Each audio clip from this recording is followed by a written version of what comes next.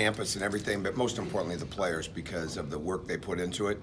And we were so close, right? I mean, and everybody saw it, and to be able to pull it off in a very tough environment against a very good team on the road after having so many close games was a huge thing. And there was a little bit of relief, but I think there was a lot more joy, and I think that's what's most important. Was it a matter of just things just working out, or some things y'all did down the stretch and out and enabled y'all to pull it out? We played as close to a 40-minute game as you can play. Certainly we have mistakes. There's no perfect games, but we had turnovers and things of that nature, but we responded.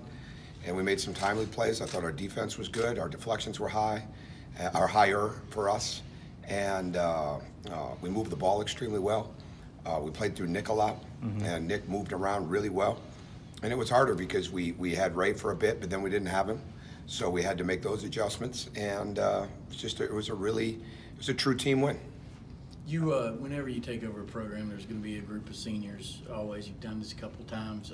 How do you think this group has handled the transition? Extremely well. Extremely well. I mean, really have. I mean, there's time for reflection down the road, but not now. But I mean, when I think about the first meeting and I think about the spring and the summer and the work with them, and there's a lot of those moments, right? There's the collective part of it, but then there's the moments you have with those guys individually, or you watch them grow through something. You see their confidence grow in them.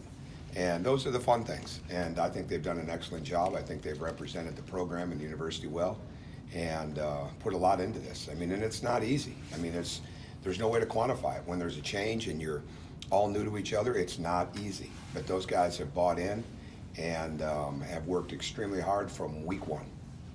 Coach, I saw on Twitter where you talked about getting the Stonecutters Creed from Tom Pike for the Florida game. When did he send that to you, and why did you feel the day before? He sent it the day before, and I'd seen it before, but I hadn't seen it in a long time.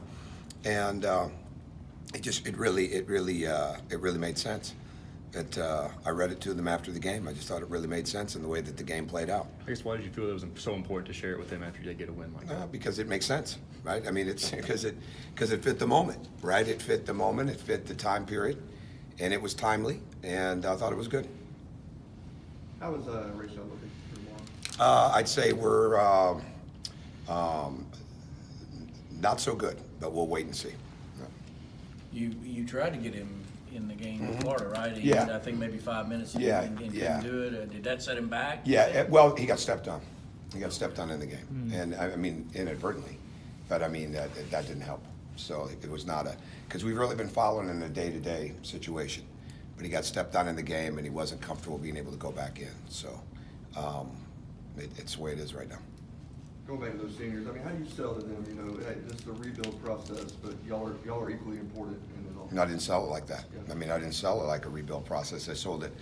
There's no way to know that. When you come in, it's a new process, right? And you got to bring energy to it. You've got to bring excitement to it. What you're trying to do is you're trying to get to know them and trying to establish what you want the program to be like on and off the court for you, right? And I've said this so many times, it's never talking about coming in and talking about culture. To me, it's much more about standards, right? What are the standards that we want to have for the way we want to play, the way we want to do things inside of the program? Because at the end of the day, it's Georgia, right? But there's a coach and a coaching staff that no two coaching staffs are the same. No two coaches are the same. So it just becomes that. And so it was really, I wouldn't call it a rebuild. They had to change how they looked at some things basketball-wise, skill development-wise, stretching their games-wise, and really get, adhere to the fundamentals of that. But that's been most important to me, and I think they've responded.